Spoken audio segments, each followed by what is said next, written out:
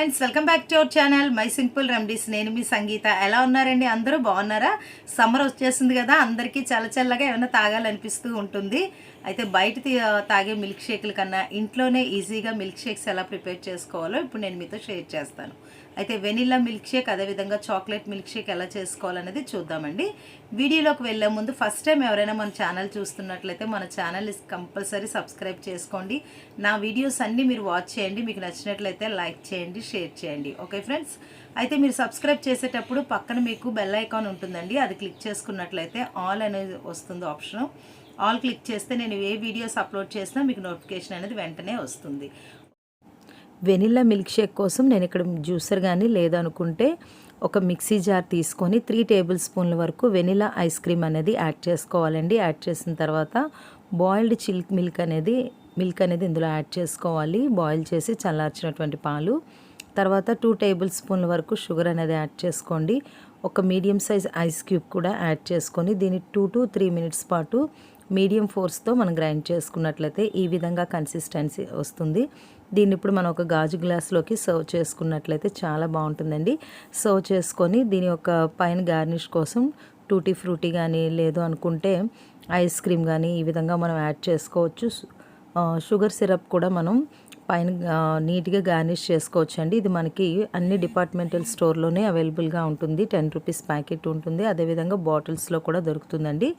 ఈ విధంగా మనం పైన చేసుకున్నట్లయితే చూడడానికి చాలా ఎమ్మీగా ఉంటుంది. అదేవిధంగా టేస్ట్ అయితే సూపర్గా ఉంటుందండి. చూసారు కదా, చాలా సింపుల్ అండి వెనిల్లా ఐస్ క్రీమ్ అనేది, వెనిల్లా మిల్క్ షేక్ అనేది చేసుకోవడం ఇంట్లోనే ఈజీగా ప్రిపేర్ చేసుకోవచ్చు.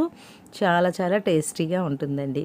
ఓకే ఫ్రెండ్స్, అయితే ఇప్పుడు నెక్స్ట్ చాక్లెట్ మిల్క్ షేక్ ఎలా ప్రిపేర్ చేసుకోవాలో చూద్దాం. దీనికోసం ఇదే జార్లో 3 టేబుల్ స్పూన్ల వరకు వెనిల్లా ఐస్ క్రీమ్ అనేది తీసుకోండి. తీసుకున్న తర్వాత 150 ml వరకు బాయిల్డ్ చిల్డ్ మిల్క్ అనేది యాడ్ చేసుకోండి.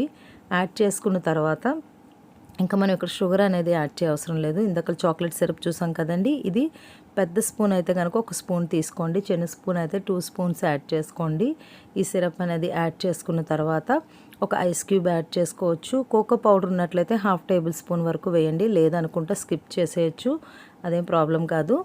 ఈ విధంగా యాడ్ చేసిన తర్వాత దీన్ని కూడా మనం 2 to 3 మినిట్స్ పాటు మిక్సీ చేసుకోవాలి. చేసుకున్న తర్వాత ఒక గాజు గ్లాస్కి ఈ విధంగా మనం సిరప్తో డెకరేట్ చేసుకున్నట్లయితే చూడడానికి చాలా ఎమ్మీగా ఉంటుంది. ఇందులో మనం ఈ యొక్క మిక్సీ చేసినటువంటి మిల్క్ షేక్ని, చాక్లెట్ మిల్క్ షేక్ని ఇందులో వేసుకోవాలండి. చాలా టేస్టీగా ఉంటుంది ఈ మిల్క్ షేక్ కూడా. పైన కొద్దిగా టూటీ ఫ్రూటీ అదేవిధంగా చాక్లెట్ సిరప్ అనేది యాడ్ చేసుకొని మనం ఈ విధంగా డెకరేట్ చేసుకున్నట్లయితే చూడడానికి చాలా బాగుంటుంది. చాలా ఇష్టంగా తీసుకుంటారు పిల్లలు.